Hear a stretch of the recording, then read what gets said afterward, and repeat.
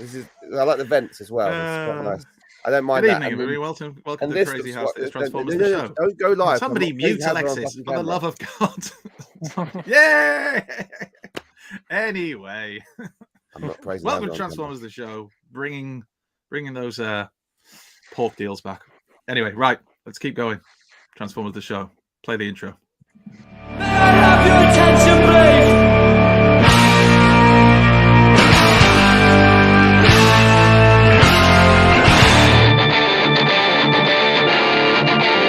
This is the captain of your ship! I'm sorry. We found this way! You left me broken hearted! But I never loved you anyway. No, I never loved you anyway. No, I never loved you anyway. No, I never loved you anyway.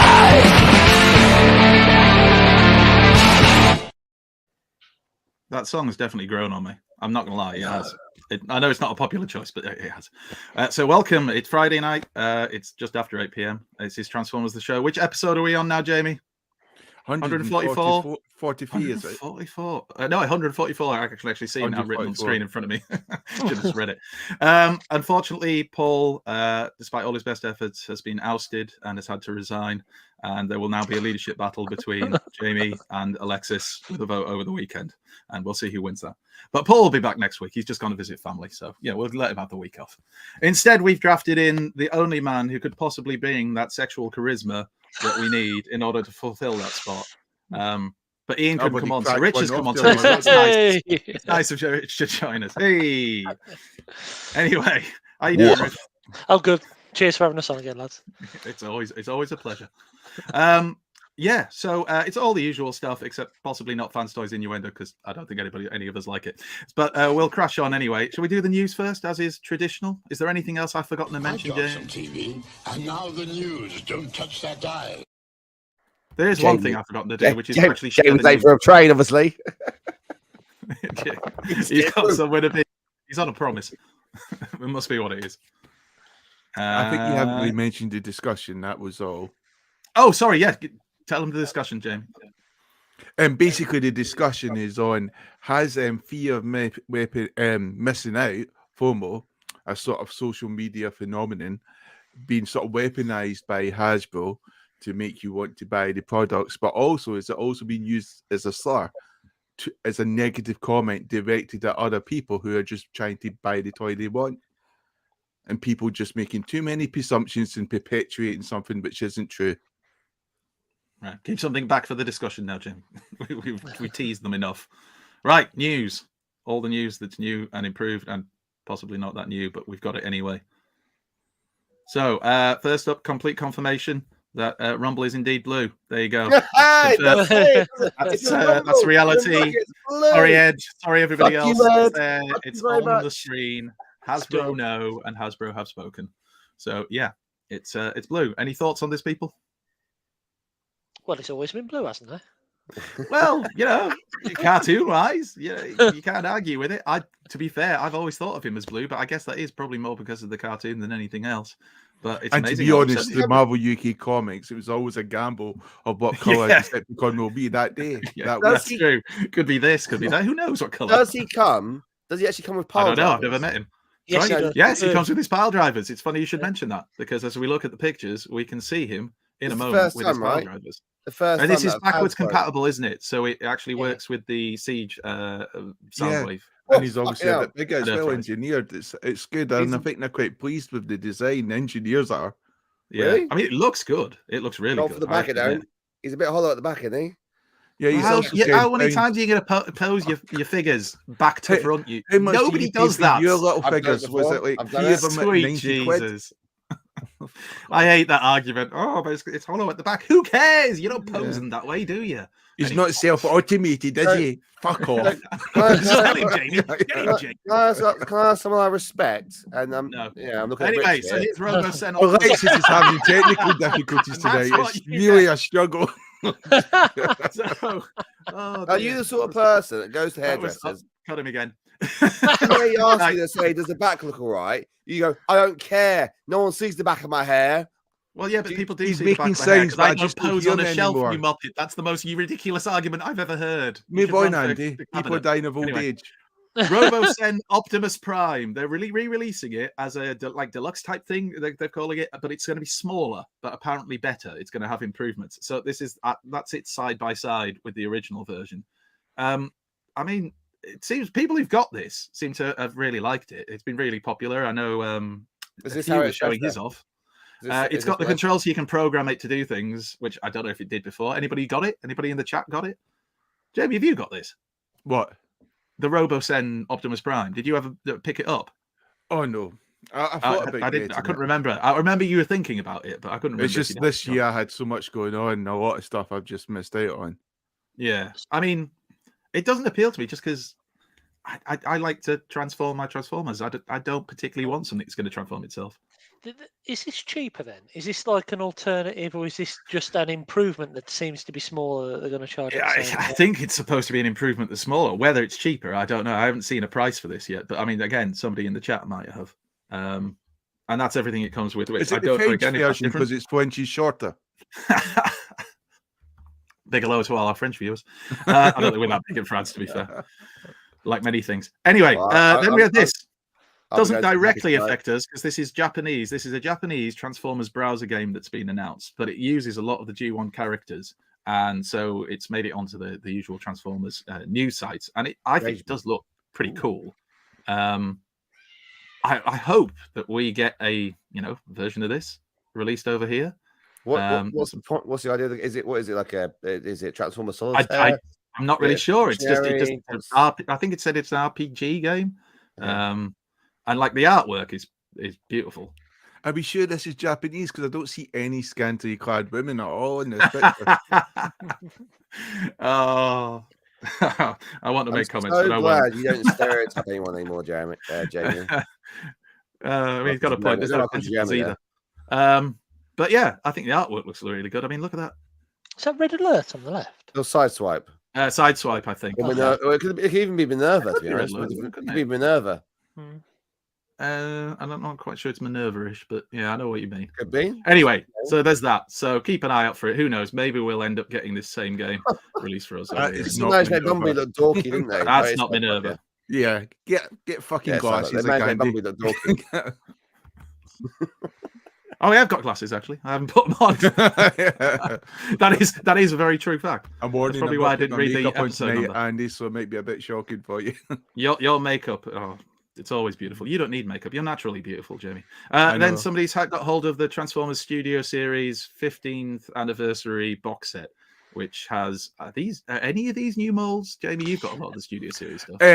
I don't think they're new molds as such, but I think they're molds that people really wanted, especially that Ironhide, which was highly sought after. I mean, it's almost the equivalent of buying the box set. Apparently, because the Ironhide was quite hard to find, wasn't it? Yeah. The Ironhide apparently has a different head sculpt to the original. It's got a damaged eye in this set. Whereas, apparently, I was reading about it online. That the original had like 2 painted blue eyes, but this one only has 1 blue eye. And if you look, it's got slightly different sculpting, apparently. Are we sure this isn't just a quality control issue? The person but it might just be Q-Side. They've just changed the head sculpt. No, it's fucked, mate. It's fucked. Well, I mean, they look nice as for what they are. The Prime that's the Revenge of the Fallen one, though, isn't it? Looks more like that to me anyway. The B, I'm not a fan of the B particularly. It looks very plasticky, doesn't it? Yeah. Looks a bit cheap. Yeah. I'm sure it's not, but it looks a bit cheap. Yeah. There's the Ironhide, and if we close in, has it got a damaged eye? Yes, it might have. Is it the right eye? The right one looks damaged, isn't it? It's that eye, yeah. Yeah. But it does look good. I mean, if you're a fan of that design for Ironhide. Jazz. I wonder if he's detachable. Jazz. Apparently, he's got some strange tentacle now. And there's Ratchet. I'm not a big fan of that version of Ratchet. It just looks a bit. That was from Wave 1 of the Studio Series, wasn't it? That was one of the first ones. It's a bit thin, dated, skinny looking. And that's the group shot of the vehicles there, the vehicle modes. All looking very nice. If you're into your Bayverse, I'm sure you'll want to But pick me, it how up big anyway. is Ironhide? Shit, it's a big truck. Yeah, well, I suppose Diamond's well tiny. it's Jesus the way they've Christ. gone with Voyagers and Leaders, isn't it? I mean, Leaders nowadays, leader class figures tend to be not much bigger, if bigger at all, than Voyagers. So there you go. Anyway, that was about it for the mainline news. Another quiet week, but we can always go to third party for all the good stuff. So, what's happening in the world of third party, Alexis? Well, news just in. We can shoot our Transformers from the back because they have filled in the back. But why would you want to? Why? Yeah. Why not? All angles, mate. Is that why you've got all those fembots?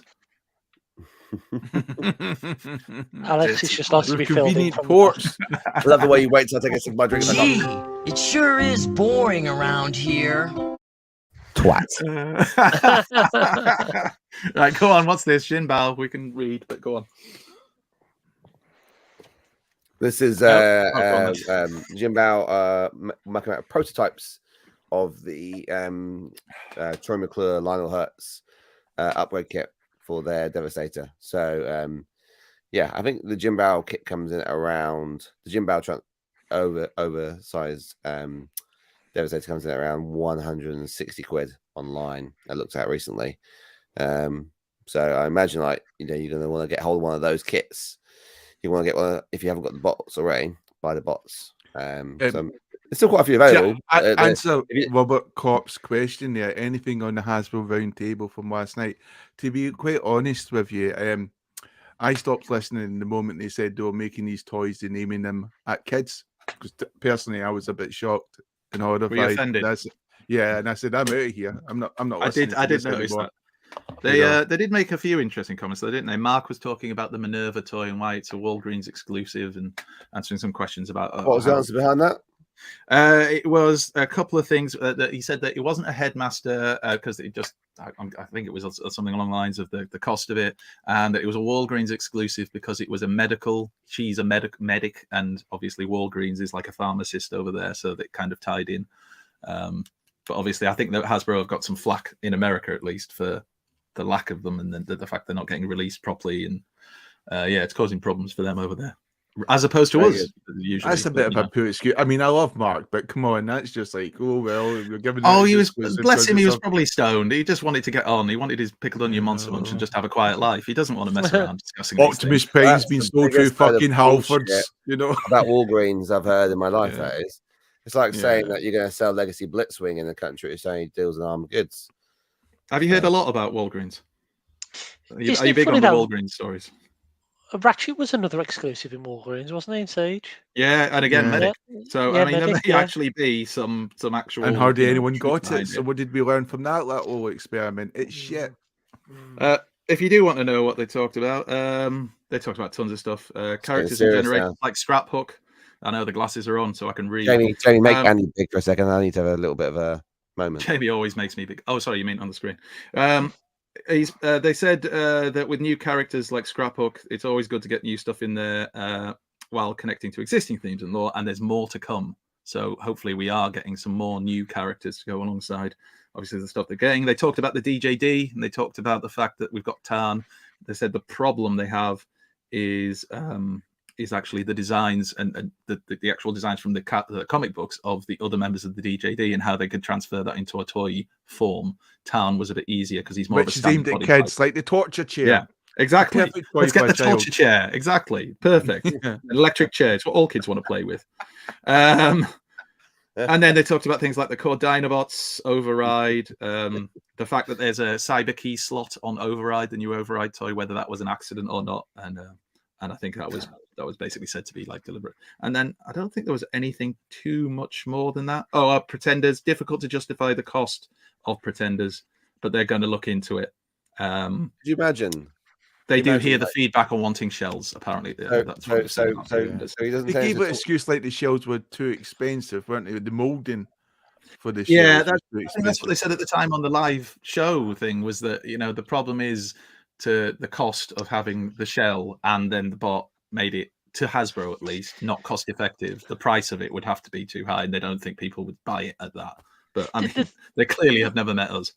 Do you think that, and I know there's a lot of Pretenders fans out there and everything like that, but you think we're looking back a little bit with rose-coloured glasses at them? Because like they were pretty shit toys to play with as a kid. They weren't the best. I think were as a they? kid, if we're being honest, most of us would probably say that, like when we compared them to our other Transformers, they were a Yeah. novelty, but they weren't the best. Yeah. I think you do look back with, like you say, rose-tinted glasses, and you think, oh yeah, they're nice. But anyway, if they did it with modern engineering, though, you never know. Maybe that's why Might get third-party knees. companies haven't done it. Yeah, knees and actual What about elbows. people like me who don't wear glasses because their eyesight's good? And to be honest, you know, looking back, I think the Pretenders, because of the storylines, were characters we really wanted. It made them, you know, the imagination was, you know, give life to these figures. And I think, as Andy said, with modern engineering, you hope for something better, not different, but an actual better adaptation of what we got, you know, things with moving limbs, for example. Yeah, and it might just be the fact that like I didn't really read the comics. I was a cartoon kid, and like there wasn't any me and Pretenders in Jamie were the cartoon. opposite, really. I Yeah, mean, we did see so the that's cartoon, but probably I was why. definitely a comic kid.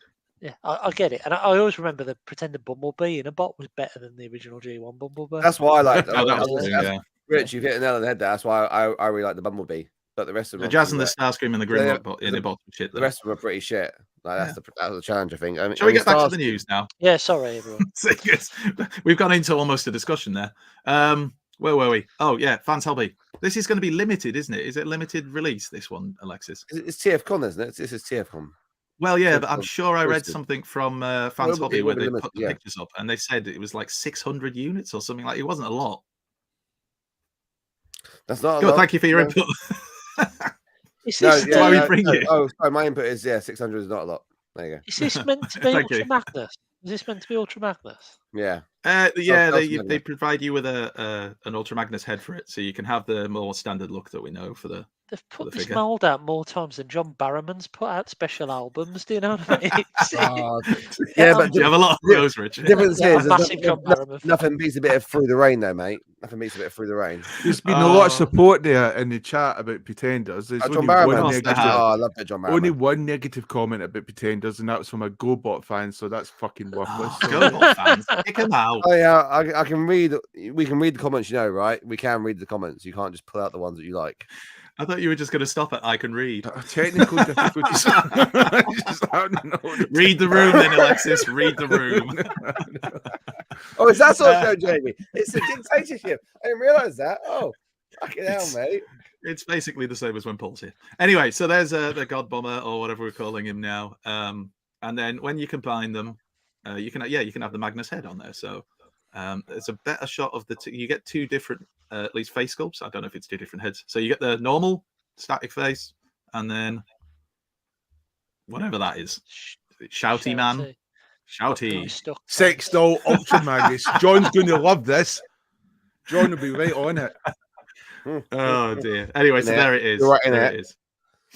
And you get the little what do you call them? The little headmasters, but they're not what they're called over there. You know what I mean? No, they actually are headmasters. They're the same headmasters that you actually get with the actual headmasters that they sell as well.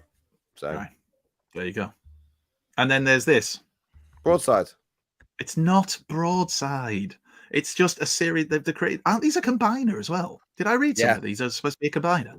This thing's potentially going to be quite large. But anyway, there are a series of boat themed and ship themed bots.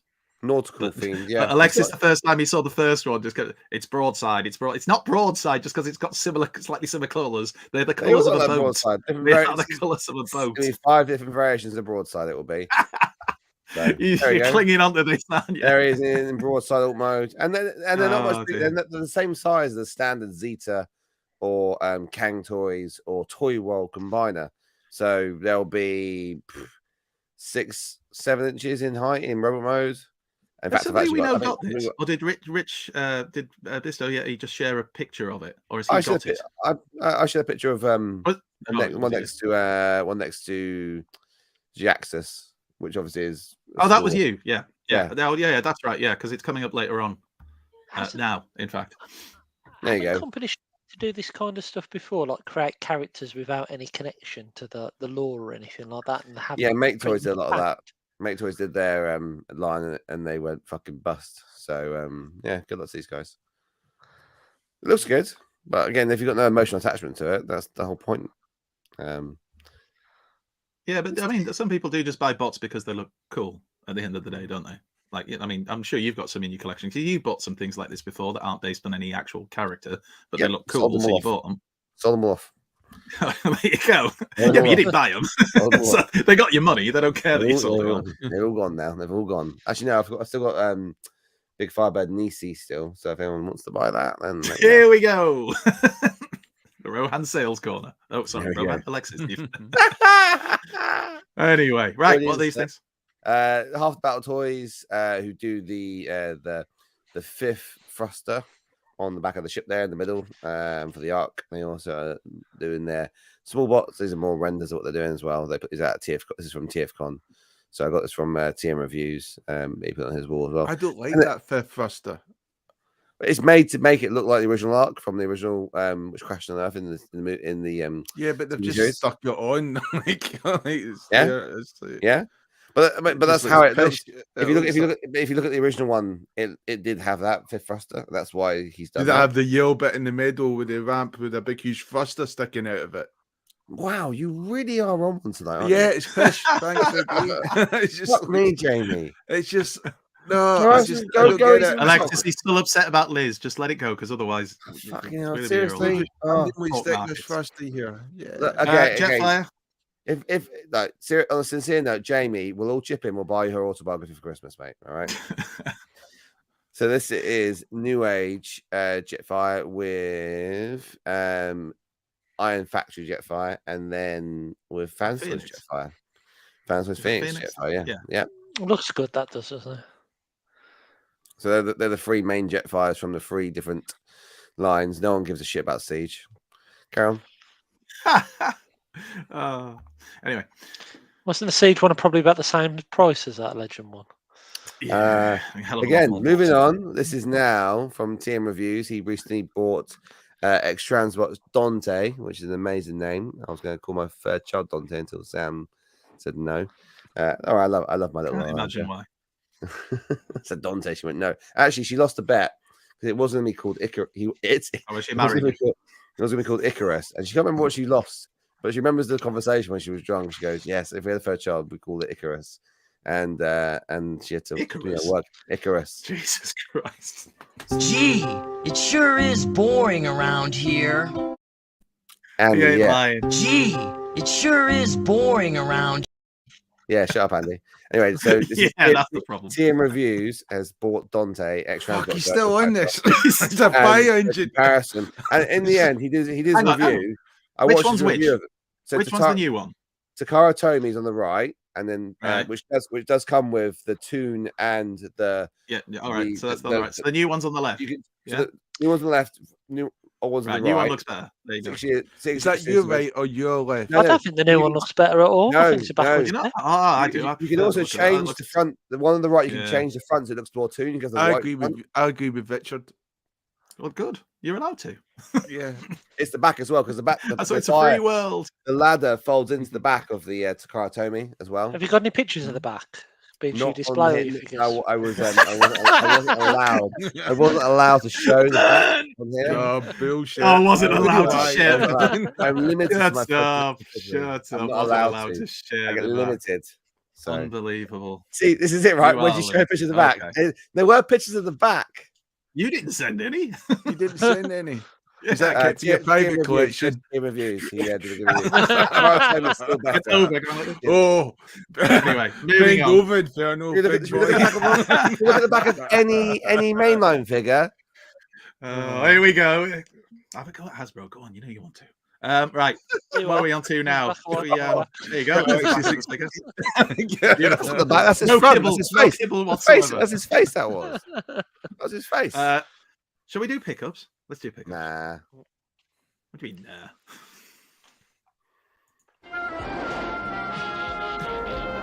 We now return to the Transformers. Right, Jamie, do you want to go first, or? Yeah, I can go first.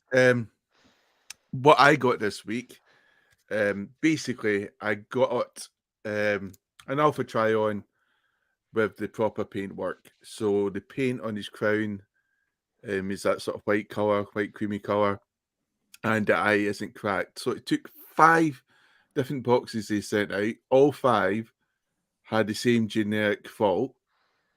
I should say all 4 had the same generic fault. The 5th one being okay. Not perfect. That's your 5th copy? Yeah, not perfect, but at least it's better than the prior 4. Because 2 had a cracked eye in the same place, and the other 2 were missing the paint apps on the top of the crown. You sent them all back, like back and forth each time, then? Yeah, I did, and I used Royal Mail click and collect, so it made sure not to use any of my time of day when returning it. Yeah, so I wasn't inconvenienced. I mean, I can't believe that, because I'm the one who normally gets the QC problems, right? And then mine looked fine out of box. I was well chuffed. But then I heard what happened with you. I didn't realise you sent it back like another 4 times. Oh yeah, no, I didn't realise it was that many times. I knew you'd had a problem at first. God damn it, Hasbro! Learn to paint. Right. Did you pick up anything else then? Basically that's all. To be honest. Oh, okay. Right. Does anybody want to go next? Rich, maybe as the guest. Next, if you want, I'll go next. Yeah. So I actually treated myself to something expensive this week, which is nice. Ooh. Yeah, I put the heating on for an hour. Oh, mate, rich man. Same week as a haircut. Whoa. Somebody's got a lottery win. Yeah. And it felt like a lottery win having the heating on for an hour. Raw Mal turning up, coming to work. You know what I mean? Okay, non-Transformers stuff first. I was flicking through Amazon, and then I realised that these things were in stock, and it's a Star Trek thing. It's little Playmates Jean-Luc Picard from the new wave that come out. Don't know if you remember the Playmates Star Trek figures, but there's a new wave of them anyway. So I picked up Jean-Luc Picard on a whim because I was sitting there watching The Next Generation, and I just thought, oh, I'll buy that. Transformers stuff. This is my. It's a good job you watching Babe Station, wasn't it?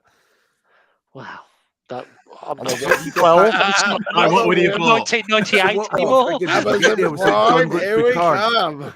Is it Jean-Luc Picard? You were watching Star Trek. His rampant rabbit arrived, and it was. I can do with a bald man toy. Yeah, I need a bit of bald man. It's my second Patrick Stewart. I've got another one down there.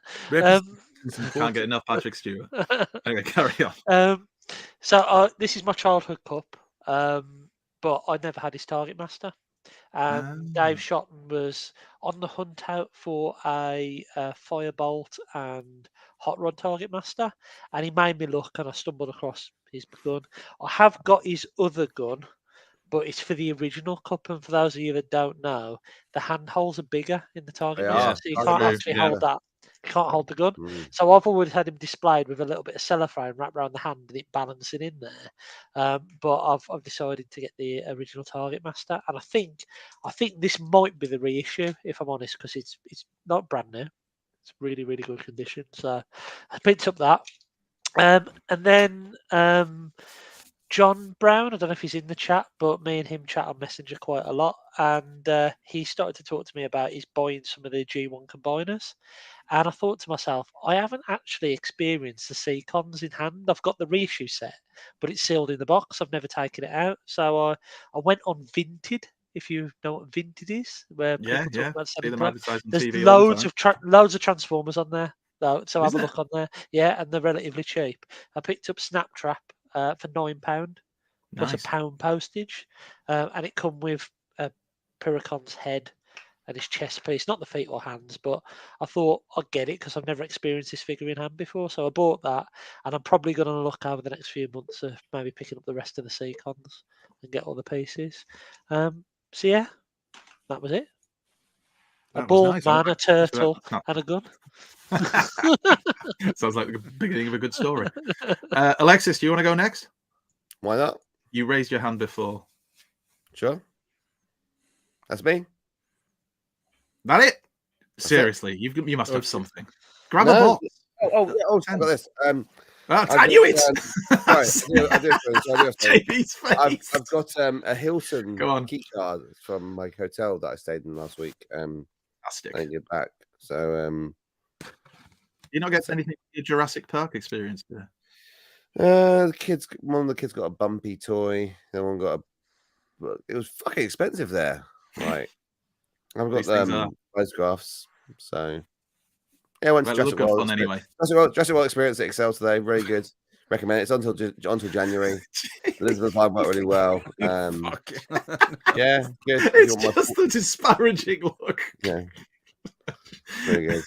Anyway, it looked like you had fun anyway. In the disparaging news for fucking Jamie and fucking Andy. I'm sorry, man. Gee, it sure is boring around here. It wasn't about me actually. I was gonna say Andy actually genuinely looks like Dennis the fucking Menace in that top. I'll take that all day long.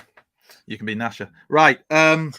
It's me. Right. So I'll start from Saturday morning. So I received 2 things on Saturday morning, but one of them wasn't for me, and I knew it was coming. Our lovely friend of the show, Paddy, ages ago, we were talking, and I was saying about how my daughter's favorite Transformer figure was RC, and he'd sent me a message saying, "Oh, I've got a Cyberverse RC. Your daughter can have it if you want. I don't want it." Anyway, he's only gone and sent it for her. So that's the Cyberverse RC. And she was absolutely ecstatic. I did send a little video of her saying thank you to Paddy. So Paddy, if you're watching, cheers, mate. She really does love it. It's only back in the box because I knew I was coming onto the show, and I just stuck it back in the box because I'm weird like that. She's really good, she is. She said to me, Daddy, when you finish doing your podcast, because she still calls it a podcast, when you finish doing your podcast, can you put it back on my bedside table so that when I wake up in the morning, it's there? So she absolutely loves this thing. So thank you, Paddy. That was very kind of you. I think that's better than the mainline version. I've got my little boy, my middle child, like Ethan likes that. He asked for that for Christmas 2 years ago. Do you know what? It's not a bad figure. All things I was thinking like Cyberverse figures, the plastic quality will be crap and all that, but actually it's just right for like kids and got a bit about it for a adult collector. I was going to say grown up. That's not true. Another thing I got on the same day was this Transformers Prime, Beast Hunters Optimus Prime, and Predaking 2-pack, which I just bought on a whim. I just saw it and thought, oh, I'm going to buy that because I like that particular Optimus Prime mold. And I do quite like this Predaking mold, but this is it's a color variant that wasn't sold anywhere else. So I got that, and that cost me 20 quid, so that wasn't bad at all. That's cheap. Then a bloke called Brian on I think it was on Facebook Marketplace. I can't remember if he's in the groups. He was selling a load of Studio Series figures, and he only lives like literally a couple of miles away from where I live. So even though I don't really get many of the Studio Series figures, there was 2 that I just felt, you know what, for £5 each, I'm going to have to at least have a look at them. And that was Crankcase and Crowbar. So they were a £5 each. They've all the instructions and everything else is downstairs. But they look like the sort of older versions when they're much bigger. Yeah, well, this is they are the Studio Series because I've got the instructions boxes and stuff. But the thing is, they're the same mold. But it's the Dreads. I like the Dreads in Dark of the Moon, but like all good Decepticon characters that ever appeared in the live action movies, they pretty much died within 5 minutes. So I bought them basically because, you know, Crankcase, like Crankcase, even if it's not him, it's got the name, and Crowbar just because it was a £5, and I just thought, well, for £5 each, why the hell not? I like them. They're all right. 2 observations. They look like. You want to see what they look like from the back? Is that what you're better than mainline? They look like. I mean, they are mainline. That mainline, they look like henchmen out of like back henchmen out of Thundercats. Cell phone. They look like henchmen out of Thundercats. And were you searching for Crankcase? They just popped up then. No. What happened was I went onto my Facebook and there was, you know, when you get the little red dot that tells you there's something they think you might be interested in on Marketplace. And when I pressed on it, it was this guy selling a load of Transformers Studio Series ones. So it was literally purely by chance. And I messaged him that night and then picked them up the next day after work. So there you go. And then the other thing I got, which I was really pleased to get, was obviously I've been on a bit of a Transformers Cybertron kick recently. And also the Japanese version, Galaxy Force. And anyway, in one of the groups, I forget which one, so I do apologize. But anyway, basically, I saw this, which is the Galaxy Force Voyager-sized Starscream. The only thing he's missing is his missile that he fires, but I don't give a shit about the missile. He's got his Cyber Planet key. In terms of his joints and everything, he's in fantastic nick. One of these is on eBay at the moment, and it's £290 boxed. I got this for 20 quid. So, again, it's just really glad to have it. And I messaged Brad, because obviously Brad is into the same kind of figures as well. And I told him how much I paid for it, and he was just saying, "Fucking hell, you don't half pick up the bargains when it comes to Galaxy Force figures." After TF Nation, obviously, when I got one there for 20 quid. But yeah, really nice. Really glad to have him. I love this mold. I just love the design. Really like that War Within look from IDW. Or was it Dreamwave at that point? Either way, whichever one it was. I just love the look of it. So yeah, the colours look lovely on that one compared to. It's not bad. There is some fading on the back of the legs, but I don't look at my. How's he look from behind. You mentioned that. How's he look from the back? I'd show you, but you got a slightly dirty tone to your voice just then, and I feel like we may overexcite you. I was really look from the back. Let me just grab the lube. Anyway, that was me. As he dims the lights, puts on some nice music. That's what he says to her. Anyway, right. Shall we crack on? What have we got lined up next, Jamie? What's our... I've completely forgotten. Gone blank. What's our usual MO? Well, normally we do foreplay and then we suffer through that for a couple of minutes. But shall we watch a bit of Rohan? Is Rohan available today? Have we got him? Let's watch Rohan. Let's watch the joy that is Rohan's Corner, working overtime, recording fine, that's just prime. Super reviews, which will neutralize Hasbro's wave of crimes. Magic Square to the rescue, and New Age has got such super paintwork. Rohan is the mighty power that can save the day. Rohan, no one knows what lies behind his wall of fame.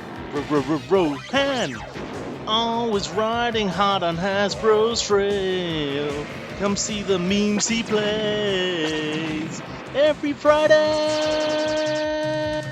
Well, it's been a tumultuous week this week, not least with Hasbro reporting its Q3 earnings as a 5-year low, the worst they've done in some time.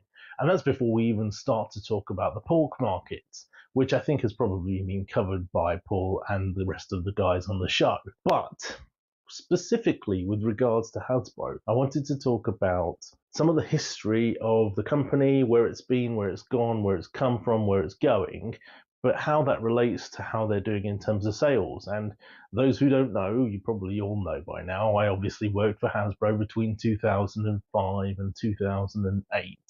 And when I joined the company, it was being run by the CEO, Alan Hassenfeld, one of the last remaining remnants of the Hassenfeld family who created the Hasbro business. And for those of you who don't know, Hasbro was created by two brothers, the Hassenfeld brothers, who actually together became Hasbro, hence the name Hassenfeld Bro, because they were bros, right? And it started off as a textile remnants company doing pencil cases and all other sorts of bits and pieces in the 20s and 30s. But eventually in the 1950s, they bought the license for Mr. Potato Head and started branching out into toys, and were eventually in the 60s asked to go and build a toy based on a lieutenant-type soldier, which would give birth to G.I. Joe and Action Man further down the line. And of course, push into the 1980s, when the Hassenfeld family, Alan Hassenfeld, the guy who was running the company when I actually joined in 2005, in 1984 was the president, or the second most senior position in the company in those days, and was basically given the task of expanding the company worldwide and taking in new ideas. And if we think about what new big idea came out in 1984, well, it was from the international realms that Japan brought out, obviously their Diaclone and microchange lines. Hasbro representatives went over there, took the idea and made it into Transformers, and here we are today. So for me, when I got into Hasbro in 2005, to have Alan Hassenfeld still there was pretty cool. Unfortunately, he retired down in 2007 and was replaced by Brian Goldner, the first non-affiliated family member of the Hassenfeld crew to be appointed as the leader of Hasbro. And his reign continued for many, many years up until very recently, when unfortunately he passed away from prostate cancer and was replaced by Chris Cox. And Chris Cox, maybe we can see some reflection in what's going on in UK politics right now with his reign at Hasbro, because not only has he changed the pricing strategy to make it all inflate the prices really high, hope that all these loyal customers will buy, and then when they don't, set up these big promotions and discounts to reduce prices down. We can see it with so many examples going on at the moment. Those of you who've been lucky enough to go out and find G2 Laser Prime from the Legacy line at TK Maxx for £20, that's a steal. Even for me, I would say that's below what I would expect retail value to be. And you know how much of a hard ass I am on pricing, especially when it comes to Hasbro. I don't hold any punches, but at the same time, I do have a soft spot for Hasbro in my heart. Obviously, this is where Transformers came from. Without them, they would not exist. And also, they continue to bolster the line and continue to build into the golden age. Because, let's face it, right now, from about the beginning of War for Cybertron to where we are today, still the golden age, in my opinion. And what will happen with Cox and his ideas if they continue to flourish in terms of this pricing strategy? Will we see the end of the Transformers golden age? Will we actually see Hasbro continuing on this downturn for the future? And let me take you back to 2007, when I was a spotty-faced little kid working at Hasbro's IT department. I had this brilliant idea that I should buy shares in Hasbro, and I got super close to doing it as well. The only thing that stopped me was the fact that I had to buy international shares off the NASDAQ, and you required extra paperwork, and had to buy through an approved buyer and all this kind of nonsense, and eventually I didn't. But actually, that would have been a great time to buy them, because after that, Hasbro started taking on these entertainment media companies in the likes of Transformers the movie, and then they did their own film series and all of the film series that came out there from Transformers, and their partnerships with media companies as well. However, none of those seem to be flourishing right now either. So the question is, where are Hasbro going? Will we still have Transformers in 10, 15 years' time? Well, I mean, obviously we all hope so, otherwise we wouldn't be Transformers fans. And yes, of course, there is a huge third-party base now for figures that we can buy from, which are, in many ways, better than the ones that Hasbro come out with, if not always better, sometimes cheaper, if not always cheaper, sometimes much more engineered. And we've talked about this topic many, many times, but ultimately, Hasbro are the core of Transformers. They will continue to create Transformers lore, and it will be what is called canon. And ultimately, 3P can't do that. They can try and bring out their own figures, they can try and bring out their own repaints, they can try and bring out their own media, who knows?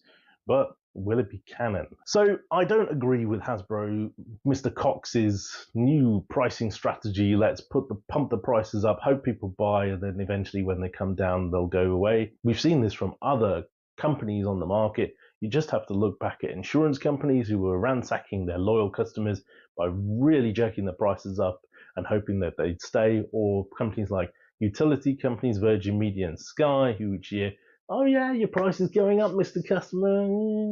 Oh wait, you want to leave? Okay, we'll bring it down half the price. Okay, you're definitely leaving? Okay, we'll knock another 10 quid off a month. Right.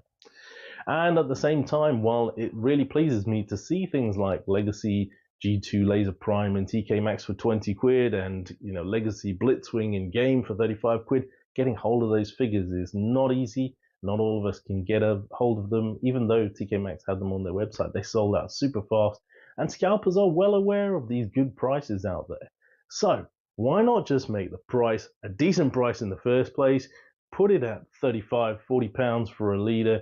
People will buy them in the first place. They won't have to go through liquidation. Hasbro won't have to take stock back and reallocate it to, these discount places like B&M and TK Maxx and Bargain Max and whatever else name you can come up with. Who cares? Just put the pricing strategy right in the first place. If they're really saying that they need to hit £55 price point for leader class, then I disagree. I don't think it's possible that all the prices are really what they say they are. And we just have to look at Takara's pricing in Japan. Or look at Legacy Metroplex, who over there had a retail price of $99 and has been discounted 30% there, down to $60 odd. Wow. I mean, leaders, okay, fair enough. They start at $55 over there and again get discounted just like over here. But that makes me think, hang on a minute, Are those prices also overinflated? And yes, of course, we have inflation going on in the world. The prices of things has gone up, and also there is a war on Ukraine, and also there is whatever else going on in the world. There's a fuel crisis, there's this, there's that, there's the political crisis. Of course, there are going to be things that are going to drive prices up. But have they been driven up too far? Have Hasbro been playing games with us? And if we look at some of the 3P manufacturers, and I know I talk about them all the time, but Magic Square have done it again. They are starting what they call a C2M campaign, which is customer to manufacturer campaign, where they have started a poll up on their Facebook page to ask customers, loyal customers, do you want to have a reissue of XYZ character? In specifically talking about their Soundwave. If they get enough backing, they're going to do it. And that is the way it should be. And, HasLab is that to an extent, but I think it's also a money-making scheme because they are preying upon the limited quantity of figures to inflate the price, to reduce the number of buyers, to inflate the secondary market value, to increase sustainability in their future products. And we're seeing it every day. And they're trying to play on the community by bringing these broadcasts in so that we all get on board, all egg each other on, and buy more Transformers that we didn't really want or need. We like the look of them. Would they fit in the collection? Probably. Do you really need them? I don't know. Anywho, for another week, it's been Rohan on Rohan's Corner. I hope you have enjoyed. I'd love to hear your thoughts on this.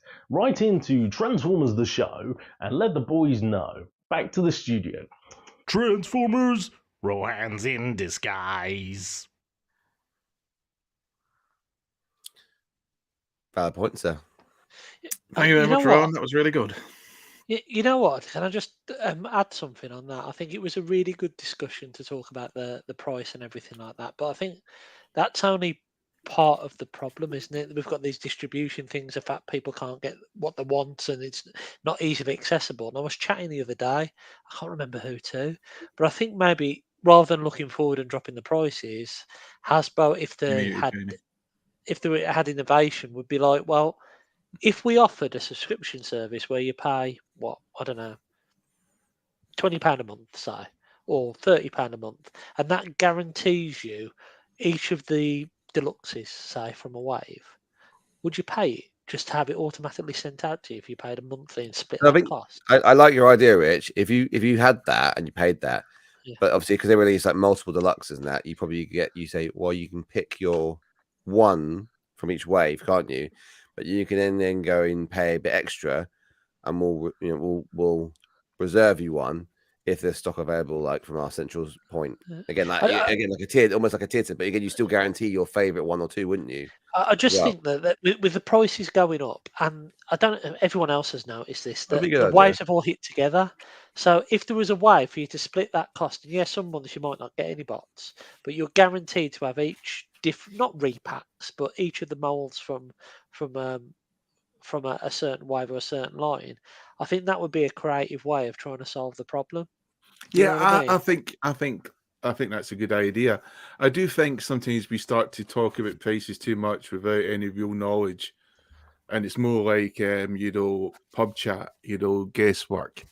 And I think there was a lot of good points getting made off that video actually on chat, and it's and I do think in a lot of cases, it's a very sort of privileged Western viewpoint of like, we want the cheap products, so we expect the factory workers to work for fucking nothing hardly, and then we got to expect, Hasbro is doing a lot of initiatives in the sense of, recyclable goods and how it does its packaging and trying different ideas, getting plastered for it, but still moving forward with its ideas.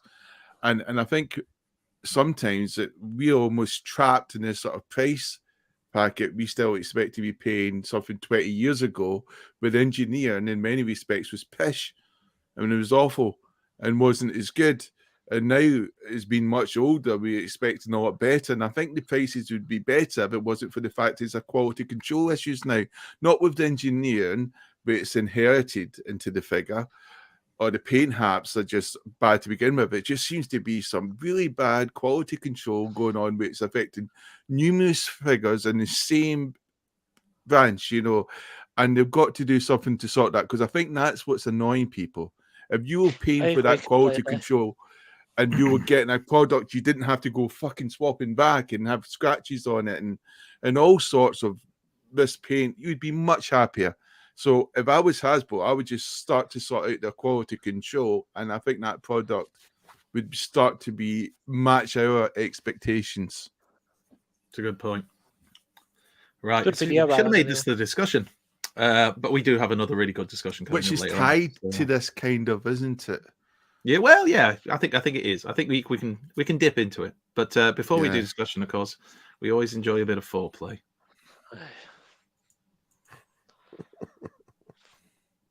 Lynn, these are sex people. What do you mean? They're sex swappers. Lynn, this is DEFCON 1. Look. Look. Don't make the same noise as them. Don't think you want to join in. So foreplay this week was our favourite Beast Wars toy or character, because obviously we are huge Beast Wars fans here. So would anybody like to go first? Who's made their selection? I'll go first if you want. I'll go first. So, I mean, even though I warmed to Beast Wars a little bit when like Kingdom came around, I always think of Beast Wars as the end of my childhood love of Transformers. It was the thing that killed it for me, because at the time I didn't want monkeys, I wanted more trucks. But that said, years ago on my channel, Andy, I don't know if you remember this, but I did like 3 videos where I said I'd give Beast Wars a chance and looked at some toys that were there. And actually, an amazing toy in itself is Optimus Primal, simply because of all the gimmicks it's got in there and all the accessories. The fact you can hide his mace in the arm, you get these cannons that can be stored in the back and then pop out. You've got his battle mask as well. And swords, firing missiles, the fact he can beat his chest, like get that movement going on. It's just a great toy. It's a fun toy, and I think I probably would have enjoyed this when I was a kid because there was that much going on in it. I think it's just the fact that this wasn't the Transformers that I knew, and that's why I never really bothered with it. That and I was getting into my teenage years, to be honest. But yeah, I think my choice of toy is definitely Primal. Cheetor's up there as well, but Primal. When it comes to character, because I didn't know what we were doing, I picked Pterosaur because Pterosaur. I watched season 1 early this year, and Pterosaur's pretty awesome. So yeah, that's it from me. Nice choices. Jamie, you've got a lot of the original toys, haven't you? Yeah. I got some sent to me from like my family, you know, and they're still locked away in a cupboard. So I've got them like in a box. The family's locked away in the cupboard. I bring them out, etc. You know, give them food, and stuff, you know, and then lock them back in. But yeah, it's the best way with family. The figure I've chosen is actually Nightprowler. And the reason I kind of like him is because I just love the colours of the character. You know, I really loved the sort of like cheetah mold and how the colours just came out. I had plenty of experience in transforming them already because of the prior cheetah mold. So I was you know, sorted. Was that the one you experimented on, Jimmy? Yes. But what I really loved about him was the fact he was like a blank slate. Now, often with blank slates, it could mean an emotional detachment, so you don't really have anything for the figure. But when sometimes the figure you really like the look of and it just captures the imagination, it means you can almost put them in any photograph or any way you want. Because the one thing about doing toy photography is the comments you get from people. Oh, you shouldn't have taken a photo of that toy next to that toy. It just doesn't match. Oh, it stands out. Oh, that's the wrong G1 toy to be next to that G1 toy. Oh, what version's that? Oh, you've made a mistake there. Where with this, you know, it doesn't really matter. You know, blank slate figures, you know, you just do whatever you want with them. And it's kind of fun. You're not breaking someone's heart by doing something which is against the lore. To be fair, I'll stop making those comments, Jamie. Sorry. Yes, I would really appreciate that. So just looking at Nightprowler there, I'll make it sort of bigger. Yes.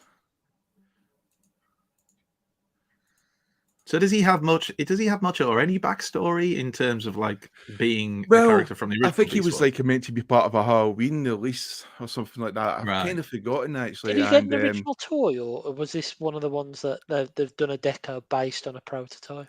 Yeah, I think it was based on the concept of an idea of a toy they were going to release, or at least a digibash. It got to that point, and it just never came to being. And it was just I love that to me with the effect in the background as well. Yeah, it's just an exceptionally fun figure, and the thing I get surprised about now is when I get these figures, it's almost like the Gold Bug pack. As you can almost see, like they're made in different factories because they're so much more polished. There's none of these scrapes on the figures. You know, when you look at a figure close up, you can see all these dents and scrapes in the paintwork. You know, it's very polished. It's a good finish. You know, and you're just more or less sometimes more shocked, but there's actually good quality control in this figure in comparison to other toys you might get. For example, I think the special edition Cyclonus, you know, with this sort of paint, which was meant to be a homage to the original toy, that was horrendous with some of the quality control issues that had shoulder and most of the body paint. You can see scrapes on the actual figure. That's interesting you say that, because my version of that figure, the paint seems all right. I haven't noticed anything, but the right shoulder is so floppy. It's like if I want to pose it in a particular pose, you can't, because the arm will just drop down straight away. And yes, how I took the setup there for taking those photos. Nice. Just to give people an idea. LED lights, just 5 LED lights, and generally only use 3. So I'll switch off the ones depending where I want the light source to come from. I'm not sure everyone gets the amount of effort you put into like those photographs, like in that scene. Like obviously, everything there, and it's not just the light. It's like it's the ambiance. The temperature is so important, which is why I know you take all your photographs naked to make sure you don't affect the actual temperature in the room. That's the other photography. That's the stuff he sends to us, Alexis. We're not supposed to discuss that publicly. No aperture on the lens. Oh, only Jamie. But when someone says he needs to release a calendar, I'm thinking, is that of the toys of a naked photo calendar? I don't know. Dave, who has his posable nipples, has of course pointed out you need to do more photos from behind the figures for Alexis. Just some from the rear. That's apparently what he prefers. Right, Jamie Liddell behind the lens. Alexis, you want to go next? What have you got for us? Because you've got quite a few Beast Wars characters, haven't you? At least in figures. Oh, a minute. He's turned the lights off twice. I don't want to follow Jamie. I don't want to follow that. Yeah. Get it done, boy. Get it. Oh my God! Don't tell me you haven't even grabbed the toy. Right? Do you want to know what? Alexis has gone full Alexis. Do you want me to? Is he? You're the host. You decide. Yeah, I'm going to take over. I'll go next. Right. So I chose a figure and a character that I don't actually own, but that I would like to pick up. And so yeah, I'm going to be looking to get this particular character. So the one I've chosen is if you can just share the photos, Jamie, or the pictures, I should say. They're not photos. It's Silverbolt, who was now, is it Beast Wars Fusors or something like that? I don't know why, but for some reason, the moment I saw this character, I really liked the design of it. I don't know much about it because, again, being a huge Beast Wars fan, I've never actually watched the cartoon, not properly. So I couldn't tell you a lot about it, but I've read a bit on TF Wiki, and he seems to be fairly heroic, if a bit up himself, a bit of a Skylinks type character. I like the look of it. I mean, that doesn't necessarily look great, but the actual toy version of it looks quite good, with like a wolf crossed with an eagle, and I like wolves, and I like eagles. So there you go. That's probably why it appealed to me. He seems to be a fairly heroic character. Somebody in the chat will probably completely correct me on that, but he does. And of course, he pulled, which, you know, for a Transformer is pretty impressive. That Black Arachnia, apparently she fell in love with him, or they fell in love with each other. So, you know, he's obviously pretty cool. He managed to pull the lady with the big legs. And I just think it looks kind of cool. I've never actually seen the toy in person, but TF Wiki have, and I borrowed their photos. So I do plan to try and pick up a copy of this version of the toy, unless of course Hasbro come out of the blue and actually create a new version of the toy, which would be really cool. Well, isn't that I think Silverbolt's one of the only ones that we haven't got. at the main Beast Wars cast now. Well, this is it. It might be in the works or something like that. But I'd still like to pick up the original toy just to experience it, because of the Kingdom toys are good. I'm not going to in any way diss the Kingdom toys, but there's something about of a charm about the few Beast Wars original toys that I've actually had or handled. That I just think is quite nice. That toy is one of the rare toys where its engineering matches modern engineering. It was ahead of its time, that toy. I think you do realise when you pick up some of the old Beast Wars toys, you can kind of see where a lot of the modern engineering started compared to the G1 stuff. The originators of it. Yeah. And that step up from what we had in G1, as much as I love G1, and I do, but, they were limited, let's say, compared to what we see with a lot of the Beast Wars toys. So Silverbolt is the one I'd really like to pick up at some point. What were it was on my list for Beast Wars toys about 20 years ago? Sorry? What were the price going for Beast Wars toys about 20 years ago? Well, that would be after the show and everything, wouldn't it? So you'd be looking secondary amount. I don't think they were going for huge amounts, were they? Because at that point, they probably didn't have that that nostalgia appeal. It was still too soon afterwards, so you probably could pick them up for reasonable prices. But anybody in the chat know? Anybody want to drop us? Circa £30 rather. I see that Arrowfire's put there. So there you go. I'd pay 30 quid for that, to be honest, if it was a decent copy of it. So 20 years ago, games that was going for 30 quid. No, no. That means I think he means now. I think that's what he means. Yeah. I think the smaller ones like Rat Trap, I might be wrong, they're about a Oh, there you go. Rohan's told us £15 for a Voyager. I don't trust him when it comes to money at all. I think he's just obsessed and he has no clue. Leave Hasbro alone, Rohan, you bully. No, boys, that's just We're what just trying to feed their families right now. Yeah. If you go to Rohan's corner, you can buy this from him right now. Does it come with a kidney? No, I'm not buying it.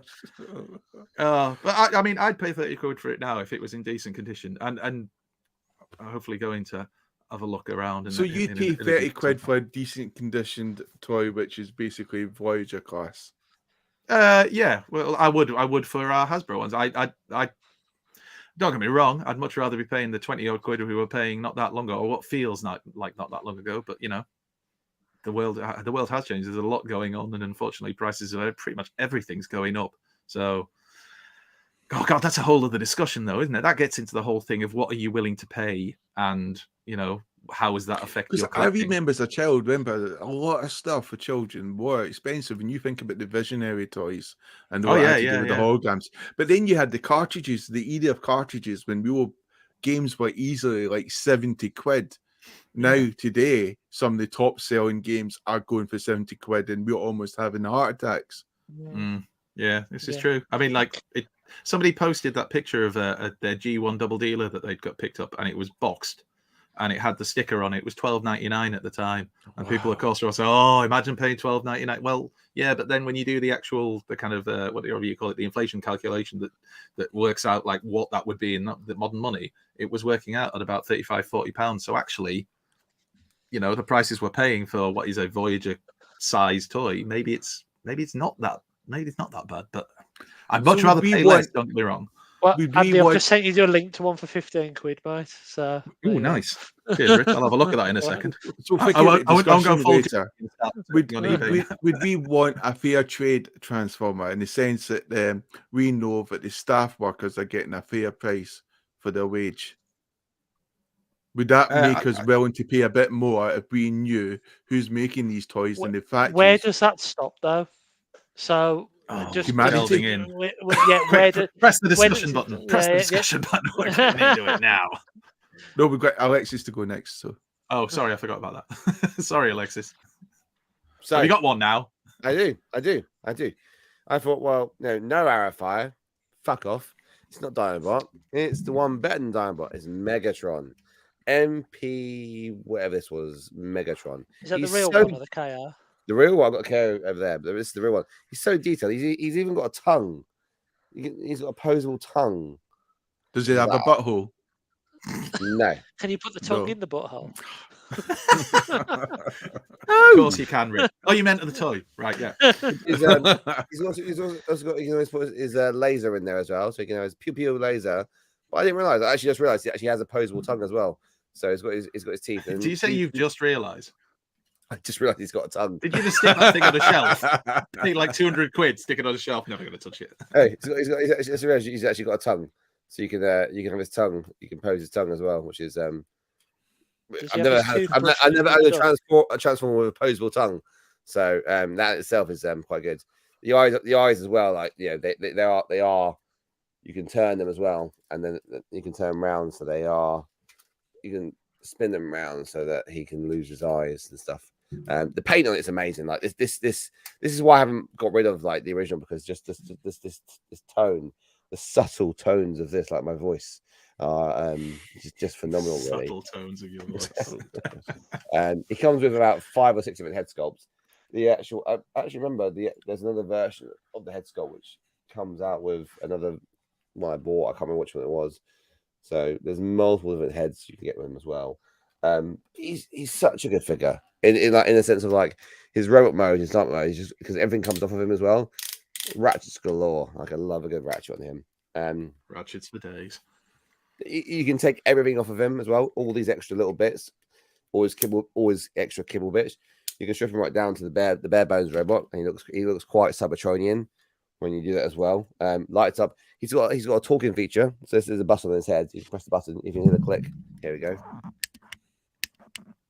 If you have batteries in there, it will talk. You literally just played as the click. What was that? Oh, and here's the click. Satisfying. I've actually got some. Should I before the end of the show? I think I'll check the batteries. I've got some batteries. Shall we come back to you in a little while then? Friday night. Before the end of the show, try and put some batteries in his head and see what he sounds like. Perhaps this will be as successful as your X-Transport Scourge that time with the lights. Oh, don't you fucking mention that. That was fucking harsh. I think this figure came out. It was one of the most expensive MP figures that was around. I think it was like £275. Wow, he does look really good for. Diabot was 200, and this came out at 275, and the KO is about 100. When was that? How many years ago was that then? I want to say 3 years ago, maybe 4. So we're looking at 2019. We're moaning about inflation now, Jesus.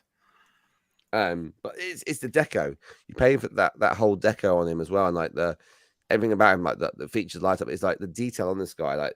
When you have him in his, I mean, you guys know from having the sort of like the Beatles Megatron, the Legacy Earthrise Megatron, how good he is in Dynamite mode. It's fucking hard to create something which looks genuinely real. And I know I always slate the Hasbro for making like a backy, like hollow robot. The alt modes are always amazing. Like all the alt modes in most of the Transformers make that amazing. It's so hard to get a really good on-screen representation of a robot, and then have the Beast as well. Like they've really gone sound. This guy and then Optimus Primal as well. The Beast, the MP version of that, which you can get for about £70 or £80. It's got all the gimmicks like it hasn't got the chest piece in Rich, but it's got you can have the gun. His wrist opens up. You can have the gun to fit on the back as well. You got the swords. You've got his battle mask as well, and the deco as well. Like when you touch it, you can feel it's like textured. It's a bit pixely, Alexis. Sorry, I'm just getting a little bit too excited. A bit graphics 1995 circa. That's where I get really. Can we stay in T-Rex mode? Can you transform it? No. Have you not got the KO in T-Rex mode? No, it comes in robot mode. No. You've never transformed it, have you? The one thing I will say about it though is like I remember everyone complained that they broke this. Like he used to extend his waist, and people were like forced. They're doing this and going, "Oh, it's really stuck." Pulling it apart and snapping it. And I remember my tip was just get a spudger and you just sort of pry almost like just ease into the gaps. Eventually, the spring load will just pop. It popped up because his waist pops up. I can't remember how it works now. But I do want to try after I've had a little play of him now. I put my lube down. I do actually want to get back into beast mode, and I want to see if he can have a go quietly. but muted. Don't try. No. Break I'm strong. not doing I'll it. break it off. I'm not doing this guy. Do the knockoff. Hard Panther. Do the knockoff. No, I'll put batteries in him. Hard Panther. Fucking transform Hard Panther. That's what I bought the carry for. You can Hard Panther the batteries. Exactly. So it's time for discussion, isn't it? Let's get in. We now return to the Transformers. So, Jamie, you're going to introduce the discussion because this was something you brought up with not just us. You brought it up as a discussion, I think, in the group as well that we're part of. Yeah, and I made a post on the forums because basically I think because we've discussed fear of missing out quite a lot of our own personal viewpoints, and fear of missing out is a term, FOMO, which is a very social media born term, which is always used in a sort of negative. It's never used as a positive, let's be honest. And it's usually used in a derogative way to suggest why someone's bought an item rather than because they wanted the item or it looks cool. They'll use fear of missing out, which then leads to a pathway of discussions on how much did you pay for postage, or have you paid double the price, how foolish are you? You know, and as an admin, you know, normally you have to end up removing these comments or you can see which way it's going to go down. And I just wonder, you know, are we overusing this comment? Is it not really ridiculous anymore? Because it's basically true. You know, if you don't get this product now, especially for a pre-order, you're going to find it really hard to get it in future. It might cost you more because of scalper prices, or even reissues are still going to be that high price. The days of being able to pick up really cheap figures are gone. Now, sometimes we know you will get cheap figures, and suddenly there's still a mad fucking rush as everyone goes to Game or TK Maxx to search for these figures as the hunt is on. But you still probably will miss out unless you're playing the postcode lottery and you're lucky enough to live close to one of these stores. And also in connection with Rohan, because Rohan always brings this up, he's obsessed with money, is Hasbro itself trying to use fear of missing out to push prices up and to limit people's choices and potentially, like it's done to the G.I. Joe line in the UK, start to price fix and start to control what's coming into the UK. Rich, you're the last of the big spenders. How do you feel about this? So, if I take a step back from it, fear of missing out is a symptom. What's the problem? What's causing it? What's driving it? So, I think there's a number of things that could be doing it. Distribution is one. Secondary market's another. I think a massive one is impatience, to be honest with you. How many figures have you truly missed out on and haven't been able to find in reality? I can only think of one figure that I paid over the odds for, which was Thrust, that wasn't available in this country. Like, I remember when Cosmos was announced and In Demand had it on there, and it's like, oh my god, let's get a Cosmos. And then I walked into a Smith's a week later before mine had arrived and found it. So I think a big driver of it is just impatience. We live in a world now where we want to get our hands on everything now. When we were younger, that wasn't the case. When we were off to Jolly Green Giant or Toys R Us or whatever, we were just hopeful and excited to see what was there, and whatever was there we would get. So I think that it is overused a little bit, and I think sometimes it's used as a bit of an excuse as well when people just haven't been on the ball. The mechanisms now, oh my god, Devastator's on Lex's screen. So instead of saying fear of missing out, you should just say I'm being impatient. Well, yeah, but that's what I think it is. I think not always, but I think that is a factor of it. That, you know what, if you want to get something, if you really want to get that pre-order in, we're all on the groups. We all know when things are going up, you jump on it. Right, Minerva, for example. When Minerva was released, I managed to get on there within an hour and got one. But I think it's an excuse. When people miss out on something, it might be the fact they're busy or whatever it might be, but there's plenty of opportunity to get one.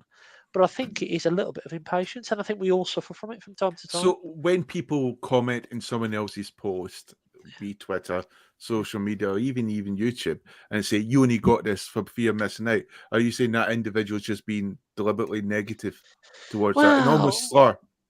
Well, I mean, if if you did do that, I mean, look at the person who's making that comment, to be honest with you. I mean, whether you've bought that for fear of missing out or not, you're showing joy in something. If someone's trying to Yeah. bring you down, that reflects on them, doesn't it?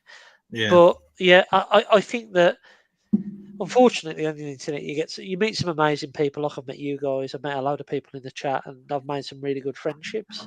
But there are some right fucking dickheads on there and all, and you've just got to ignore the dickheads and just focus on the people who add and enjoy your positivity and your enthusiasm for the things that you buy. Does that answer your question, Jamie?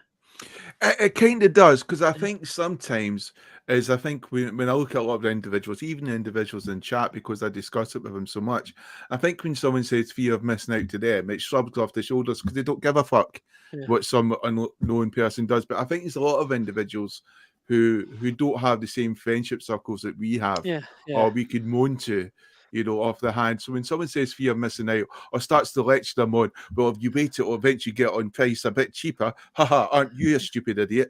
Because that's what you're basically saying. You're not being funny anymore, being smart. It's fucking obvious to them what you're suggesting. Then I start to think, why? Why are you saying that?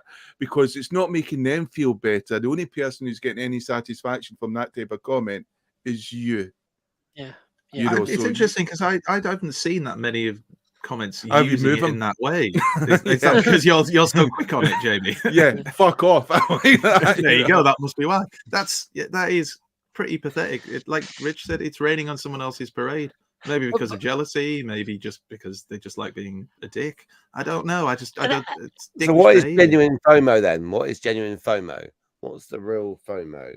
I think it's that feeling, like Rich said, a little bit of that lack of patience, and because you've got that lack of patience, and you hear all these things, oh well, it's going to be limited release, and it's only going to be a Walgreens exclusive, and it's going to be really hard to find. Some people do panic a bit because they think, oh god, I'm not going to be able to get hold of this. But like you said, Rich, a lot of them will turn up eventually. And that's the thing, isn't it? And I think that there is, like, this is kind of still within the Transformers world, but like a genuine fear of missing out is if you will never get the opportunity to do or get something again. Like, for example, I got really excited at one TFN when there was a G1 swoop, and it was the first G1 swoop I've ever seen. And I saw it on a stall, and for a split second, I dived over, and I thought, oh, I'm not going to get it. Another example is back in March 2020, I, with my mate James, went up to Liverpool Comic Con to meet Peter Cullen and Frank Welker. And I knew that if I didn't go there, there was a chance that I would never see them again because actually they're getting on a bit. And I think there is genuine reasons for that. I know they're not exactly toy examples, but there is a chance that Peter Cullen and Frank Welker will never come to the UK again. So I'll never get that opportunity. And I think that is true fear of missing out, because once it's gone, it's gone. If that makes sense. No, I get that. I get I agree. It's a slightly different situation because, like you say, with as much as we love them, with the age of them, they're not going to be around forever. So if you've got that opportunity, I'm not jealous at all, by the way. But I think to Jamie's point earlier, I think it is manufactured by companies, by Hasbro, by the toy companies as well, who the retailers around here, to create that friends. Because at the end of the day, the retailers want to sell out, don't they? That's why they put pre-orders on there and everything like that. Yeah. And we don't help each other either. The amount of times that I've been chatting to someone and go, "Oh, I'm not going to get this figure. I'm going to wait till it's in a store," and then suddenly my mate pre-orders it, and I'm like, oh shit, he's going to get it, and he's going to get it before me. So now I suddenly want it, and it's that kind of and it's and the sad thing is, if we resist this temptation, our patience will actually pay off. Like, for example, Black Zarek there, wherever he is that side, right, 70 quid for him. Could have easily pre-ordered him at 180 quid. I've learned now every time I get drawn in by these fuckers on a figure, it really drawn in on a figure. I went in buy everything. I bought the you've got a choice. Jazz and Blur, and I remember it got sent out the fucking day they went down in price, and I was like, I don't give a shit. But I will say that the Rodimus and the Hot Rod were worth buying. Those two figures, I would say they're worth buying. The rest of them, when I got them, I was like, Even my little boy, middle child on Grimlock, when it was in Dinosaur, I went, Dad, I want to get rid of these gaps. I went, I can't. that's how it was meant to be. He went, oh, I don't like that. I went, well, Dad, can I play with that one? I went, no chance. So this is Your child one. said, I want to get rid of these gaps. You've been brainwashing that boy. You've been brainwashing him, Alexis. See, I think the thing with like fear of there's gaps. There's gaps here. There's gaps here. There's gaps here. He said, "Daddy, I want to get rid of the gaps." I didn't even. He transformed it himself as well. Like at 6, I was like, I'm impressed. So at 6 years old, he's better at see what Alexis is talking about there. I think fear of missing out. It's very easy to start to connect it to other companies using that. And I think sometimes in social media, what you got to understand is it might seem like you're being helpful by saying, actually, you could, if you waited a couple of weeks or a month, it will eventually be cheaper. And oh, how much did you pay for postage? Oh, you should have done. You're not being helpful. In no way in imagination you've been helpful. If you have that exact same conversation in a pub, pretend the person's your fucking mate, you're in a pub and your mate's just showing you this new thing he's bought, and you turn around, oh, you could have got it cheaper. Why? You wouldn't say that to him there and then. So don't say it in a social media post. But why do we put, again, and you touched on this earlier, why do we put so much emphasis on the price that we've paid for something? And I've done it on times. I don't understand that. Yeah, but the thing is that in a way, value is in the person who's bought it. Something that you would pay £100 for, someone might want to pay a tenner for, and vice versa. Yeah. And it doesn't really matter what happens. What matters is the thing that you've got in your hand, and is it valuable to you? And we can get lost in price sometimes. Does it really matter as long as you've got something that you really enjoy? It doesn't matter how much you pay for it. Everyone loves a bargain, right? Of course we do. Yeah. But if you're willing to pay 40 quid for a Voyager, like I've paid near enough 40 quid for Ironhide, you know what? I don't care if in a month's time, 2 months' time, it was 15 quid cheaper. I don't care, because to me it was worth it. Exactly. So it's what you're willing to pay, isn't it? Yeah, exactly. But it's people who try to push what they're willing to pay onto everybody else. And this is the thing, people have different thresholds, aren't they? But do you think that sometimes social media is almost designed where it focuses on the negativity? So there's going to be some people who are genuinely trying to help, but they think they are, but the reality is they're just not.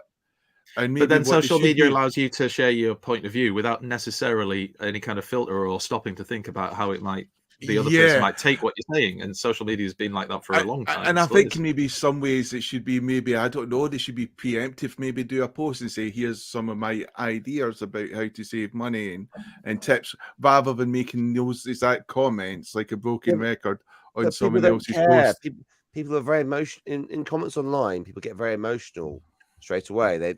There's a it's a good look for you, by the way, Alexis. How you read something and how it's put, how you write something and how someone reads it, as you know, is very different across all media types. This becomes a social and they're media issue. And it's not just emotion. There's sincerity sometimes doesn't always come through, or they might not be insincere at all. Yeah, they might be a dick. They might be a cunt, right? Fuck it, right? But they might be trying to be sincere. And it doesn't come across because, again, you read it. I often wonder if it's the profile pictures that make it worse, because you look at the comment and then you look at the profile picture and the person's going smiling away and you're just going, what a cunt. Time Moff just made a good point about the fact that nowadays, like you said earlier, Rich, it's that instant, that lack of patience, that instant gratification. What is it? I want it now. I want it yesterday. And you see so many of the toy companies, especially the independents that we've relied on for so many years, who get so many frigging comments about where's my pre-order, where's my toy, as if in some way, it's not like they have the control. They're waiting for Hasbro to send these things out, or their suppliers to send these things out to them. And you see it all the time where they've got to say, can you, basically don't message us about these things, because unless we post it on here saying we've got it in now, it's just not here. You've just got to wait. That's the nature of a pre-order. You've got to wait for it. And people don't like to wait for it. No, and that's the thing. Right? I mean, it killed me that I had to wait 2 weeks more than everyone else for Ironhide or whatever it was. And it didn't matter at the end of the day. Dave Shotton was saying to me, you know what? What it means is when everyone else has had that figure, they've played with it and stuck it on the shelf and moved on to the next thing, you're enjoying it for the first time. I'm still playing with but you know what I mean. When we get a figure, from Jamie, because I'm a true connoisseur. Jamie, the exception to every rule. I think the thing I get what you mean, though, because you do get that feeling. Whenever you get that feeling, as long as you get that feeling when you get the toy, it doesn't matter when you get it. It doesn't matter, does it? It doesn't matter. We all want to get. If I see Jamie getting so many of these like legacy figures and things, and I don't go, oh, fucking hell, Jamie's got another one of those figures. I look and go, oh, cool, Jamie's got some photos. He'll tell us what it's like. I'll kind of know what to expect, or whether maybe it's something I do still want to pick up. Yeah. And I've become much more selective about stuff. Partly it's room. I'm just running out of room. I've taken over parts of the living room now. Claire's blooming furious. On top of like anywhere I can find space, there's displays appearing all of a sudden. And I keep telling it, I'm just leaving it there for a while I figure out where it's going upstairs. It ain't going upstairs. There's no frigging room. I don't know where I'm going to put things. I must admit, I think sometimes I get annoyed when I start getting pricing advice from someone who because I'm quite working class, you know, I pretty much know the value of money, and all through my life, and I think a lot of working class people generally get this viewpoint from the middle class and above, but you know, working class really don't know how to deal with money or how to handle too much money. In fact, I think sometimes when you look at compensations, which used to go out for working class people, it used to get injured. Sometimes the prices were low because they thought if it was too much, it might cause confusion to a poor working class person. This would be the reasoning it would be used. And this stuff was going right on to the fucking 90s and 2000s, you know, and it's still very much part of the thought views for a lot of people. So sometimes when I look at money advice from some people, I sometimes take it with a pinch of salt because, you know, I know I'm an adult. I know what I'm spending my money on. If I want to get something now because of instant gratification, then it's my choice to make and I'm going to enjoy it. Or I might decide to wait. And another thing I always consider is, you know, I think, why would I spend 7 years at university, work 70 hours a week, just so I can wait 2 more months to get a toy so it suits your morality you want to project onto me like some fucking Spanish Inquisition? Because that's another thing I just get annoyed at, is this sort of this sort of viewpoint that there's some sort of morality and ethics to how you should be a consumer in a day of this capitalist age. The thing is, and I think this goes on to a different problem, that we make the assumption, and it's easy to do because we all like toy robots and we're all in our 30s and 40s, that we're all we'll the be same. dead in 15 years, most of us. So probably Transformers won't last that long. Well, to Rohan's point, but the thing is that we make the assumption that we will all get on because we've got this thing in common, when in reality we're just a slice through society with one thing in common. And within our community, yeah, there's some really great people. There's some absolute fucking dickheads as well. And the thing is that all it does is all these problems that happen in society, because things happen on social media all the time. People saying the wrong thing, communication being broken down because people misconstruing things. And I think the fact of the matter is that, like, it just happens with these things. You'll get some people who maybe don't have the emotional intelligence to word a sentence right, if that makes sense. But see, I think I don't have much emotional intelligence. I think I'm one of the thickest people going there. And I think in some cases, you know, I've been rescued by Gav for comments I've put on TF UK forum, and I've been rescued by Alexis and Andy many a times. And I think it's ability to listen and learn, okay, I made a mistake here. I mean, I think some people get entrenched and then they get stuck into a rut, and that's what sometimes makes it worse. Because the reality is, I think a lot of people you speak to on social media, when you meet them face to face, they're the nicest, most articulate, and sometimes most intelligent individuals you come across. But my God, social media makes them look like a demonic spawn of Satan at times. Yeah, it does. It does. But Alexis is the opposite of that. Yeah, absolutely. Just checking if he's listening. Alexis, how long does it take to put in a couple of batteries? I think he's actually masturbating. That's why he's got the glasses on. No. It's been far too long for that. It's far too long for that, Rich. Is something supposed to be happening?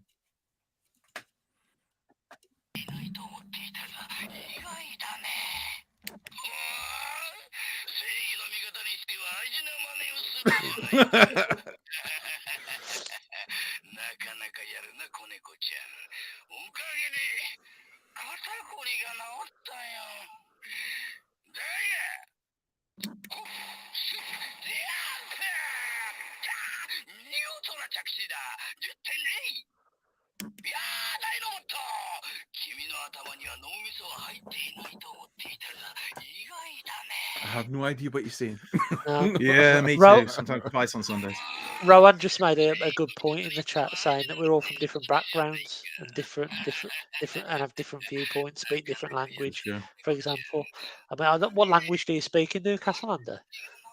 It's just Geordie. It's just. But see, you can't really say what it is. To you, it's probably Scottish. But it's interesting when you speak the same language. But do we speak the same language? So glad that I put those batches in. That was so much value there. And yeah. All my favourite childhood memories to come back to me in one big rush. What the fuck was he saying? Anyone speak Japanese? So you didn't get the English version then? Is it just the Japanese version? Yeah. But wasn't the Masterpiece like just a Japanese release anyway? So yeah. I watched Emgo. I thought, Emgo. I knew we should have colonized those fuckers. Emgo. Yeah, you got the Japanese version. I didn't do that, did I? No foresight. No foresight. Apparently you hold it down for the English version. So Ian says, hold it down for the English version. Oh. How long for? Oh, that's it now. No, that didn't work. Ian, you liar. Ian, remember, Alexi's just got small, delicate hands. He's just trolling you. Anyway, this is thrilling. This is thrilling to watch. But Jamie, you were about to make a point, I think. Yeah, I was saying when someone said we got the same language, that's not fucking true at all. You know, the language that we use is completely different from the region, a vernacular, to the accents, to even what vocabulary we can access or use.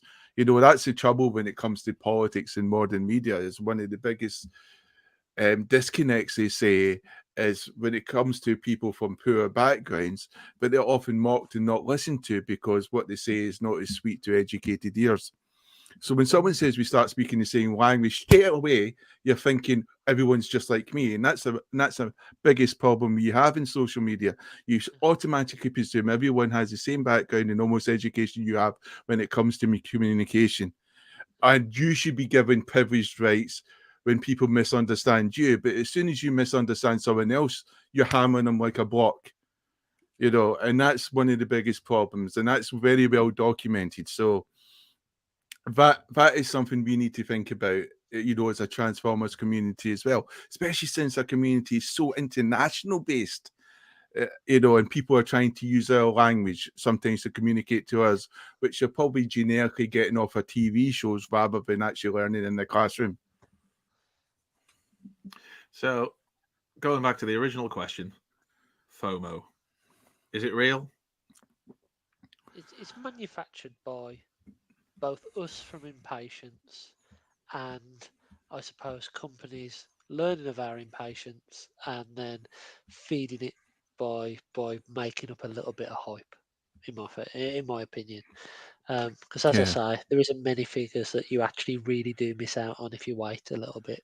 You'll see half of them in Smiths now. From that, you can walk into a Smiths store and pick up every single one of them Velocitron figures.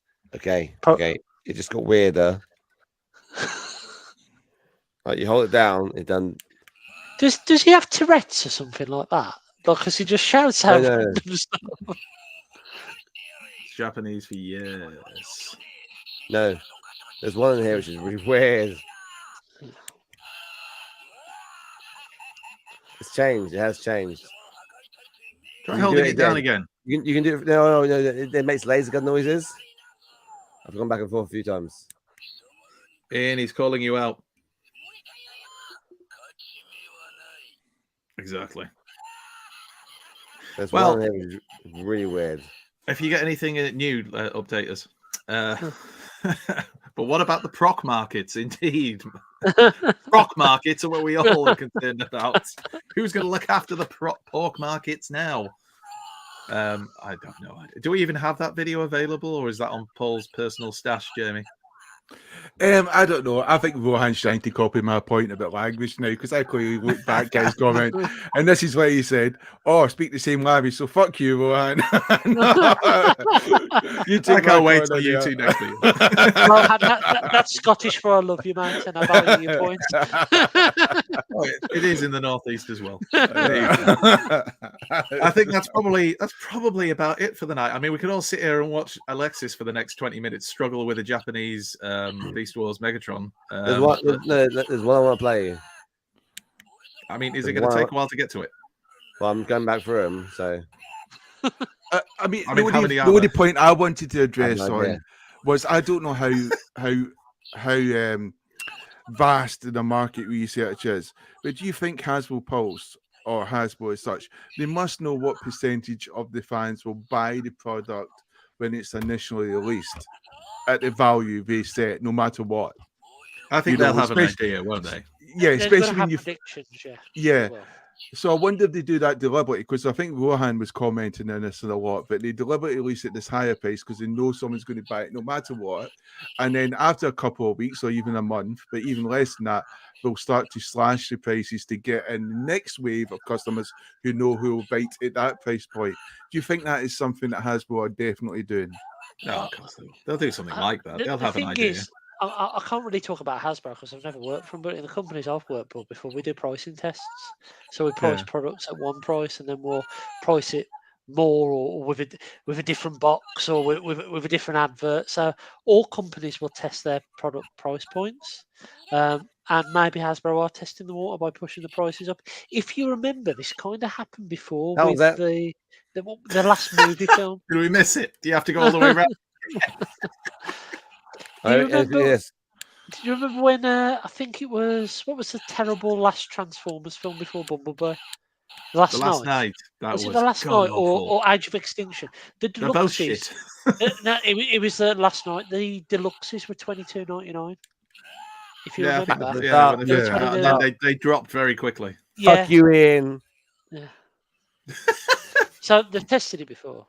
I accept your apology, Rohan. It was very badly written. Jamie says, "Fuck off, Rohan." Richard's deciphering. Interpreting even. But I think we did quite well with the FOMO chat because it's such a thing. It can go into such a tangent and become very personal quite quickly.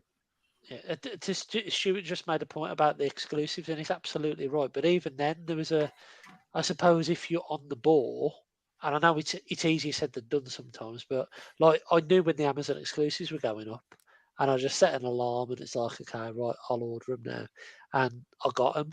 And I know a lot of people might have been at work and are in different work situations to me, and I get that. But there's still a window of opportunity to get them to a certain extent. And the good thing is Hasbro have listened, and now Ramjet and Dirge are going to get re-released, aren't they? In the next. Are they? Yeah. Oh, so lovely! I hadn't heard that. Yeah, they've been leaked, haven't they? So they're going to be. Of course, if you're wrong about this, Richard, we might have to hurt you in some sort of way. What the fuck were you in the news? Richard, what the fuck were you at the start of the show? I look forward to watching that. You were talking about Hobby Ultra Magnus. I have every faith in you, Andy. Bring me that bullshit now, Xortrider. Fucking hell. Fucking hell. Bombshells at the end of the show. Who's that? Lexus will walk around with a bikini on, holding up the rounds. Damn it, Xorty. You're having a go at me for not mentioning Ramjet, when for the last 20 minutes you've been trying to get batteries into Beast Wars Megatron. What turned out to be a Japanese speaking Megatron that you didn't even frigging know. You paid batteries were in 20 minutes ago. She was happy. I mean, he was happy. Alexis, take your orange polo and fuck off. It's magenta. It's orange, mate. I hate to tell you. I've just got a contemporary handle. Fuck off. You're not Scottish anymore. Oh, brilliant. You're definitely from Aberdeen. You got a bit of Aberdeen in you. Right. I guess that's probably about it then for tonight. So thank you, everybody, for watching. Thank you for joining us tonight. We'll have Paul back next week. Yeah, and it'll all be back to normal. So look forward to a bit of Fans, Toys, Innuendo. Jamie, what's the Twitter handle? Twitter handle is Well, have we got it all available to put on the screen? Yeah, we have. We got it somewhere. I've just got to make sure that it's nothing for your viewing pleasure. Be careful what you click, Jamie. Click the public view one, not from Jamie's personal collection. There you go. TF Show UK. I think you'll find it's readily available on the internet, Alexis. It's not personal. Do you know what I always find amazing? We've got the TF UK one for Facebook. We haven't got our own actual Transformers the Show one for Facebook, have we? I don't think we ever show that. No. So we should probably do that, seeing as we have our own group. But come join us at Transformers the Show as well. Alexis, Instagram? Transformers the Show. Transformers_the_show. And the Instagram account on Transformers the Show is actually starting to be worthwhile to look at. Exactly. Alexis is updating it with pictures now. So it's no longer a time capsule into the look of the 1980s. It's now about 2020. Let's see what 2017 had for us all. Although, if you did like what a 1987 wallpaper in Braille looked like for you, what's the sort of fuck it. Just look at the show. I feel like this is collapsing. Whatever jokes you're about to make could just fall apart. Listen to what's his name? Dance the Mass over there. Good comeback. That really won the day. You rescued it there. Right. Thank you very much for joining us. Thank you, Rich. If in doubt, just forget. That's what got into trouble with dolphins. So he ended up with so many kids. Anyway. The dolphins. We've not talked about that for a while. Let's pick that up next week. Right. Cheers for joining us, everybody. Have a great weekend, and we'll see you next week. See you later. Yeah, bye, guys. I was trying to find some music to play, but I'm a bit worried. Oh, yeah, let's play some music. He's been delving into that personal collection again. Don't click on the pictures. Don't click on the pictures. Don't click on the pictures. Lube ready, people. Get it ready.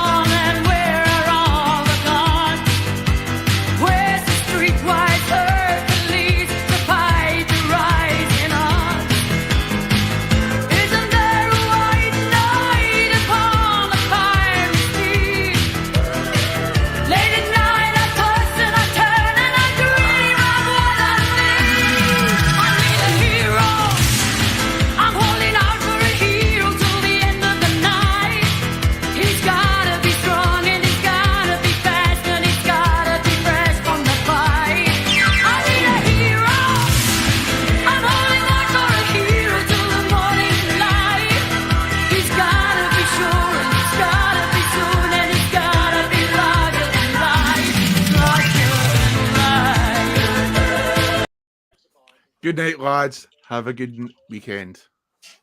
See you later.